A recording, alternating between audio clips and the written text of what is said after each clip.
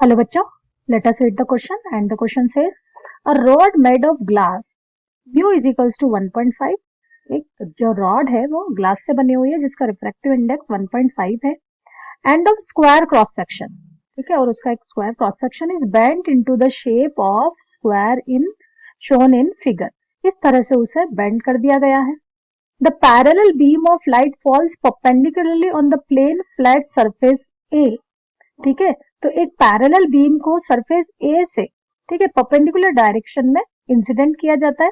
Referring to the diagram, D is the width of side, है ना, तो यहाँ पर जो विड्थ है हमारे इस क्रॉस सेक्शन की वो कितनी है, D. And R is the radius of inner semicircle. यहाँ पर ये जो दिया है आर, जो दिया है हमें radius of inner semi circle. ठीक है, तो ना ये find the maximum value of ratio d by r so that all the light entering in the glass through the surface A emerge from the glass through the surface B.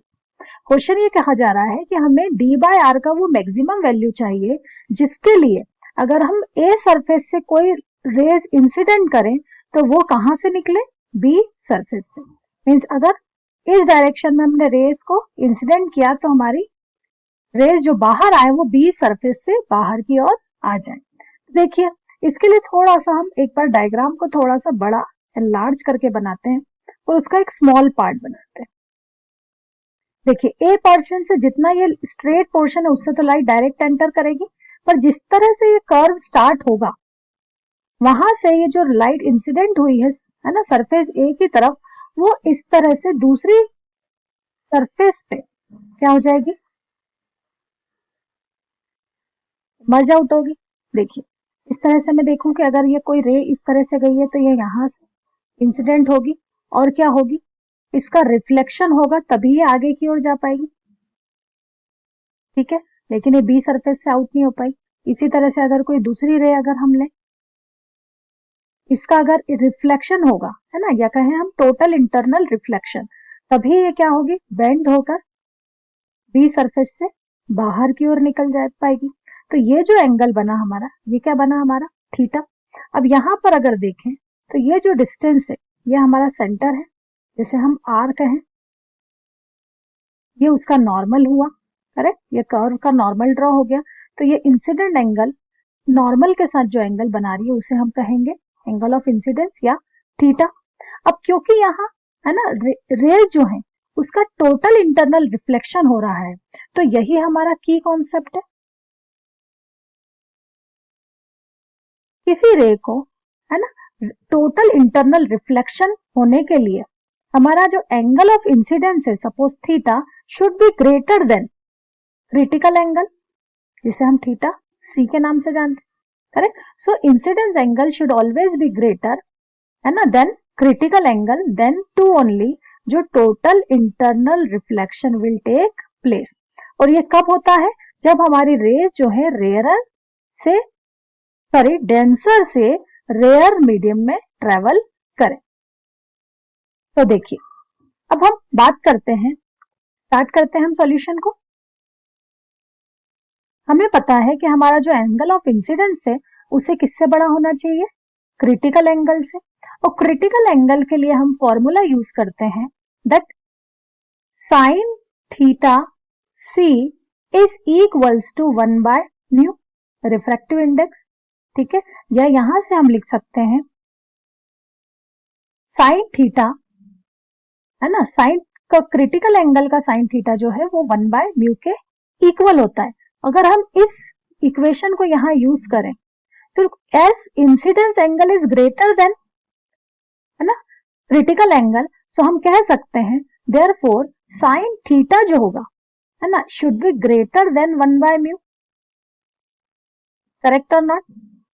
Sine theta की जो value होगी, incidence angle की जो value होगी, क्योंकि वो critical angle से बड़ा है तो ग्रेटर और equal then 1 by mu.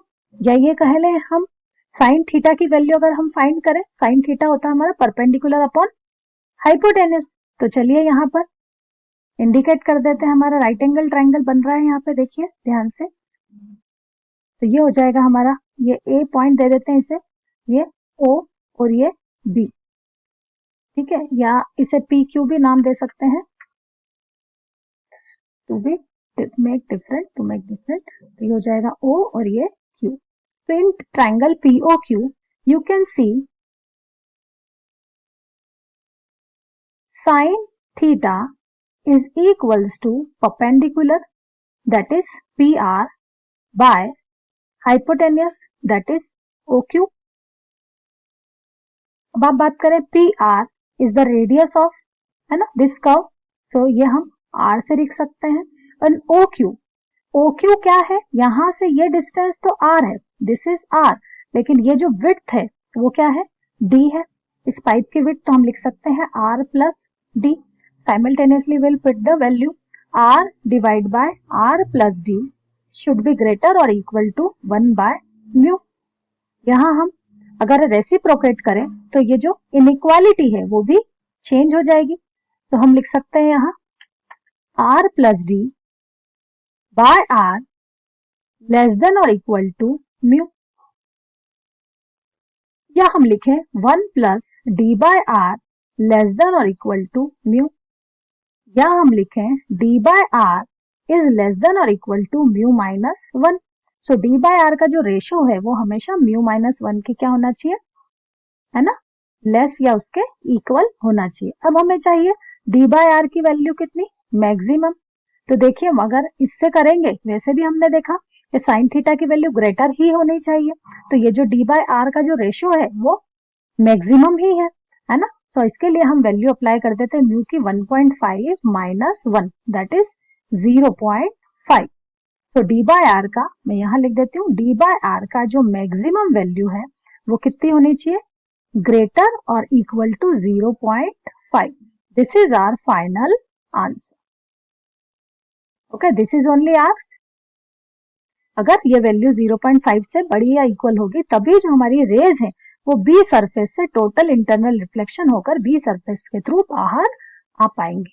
I hope this explanation will help you. Thank you.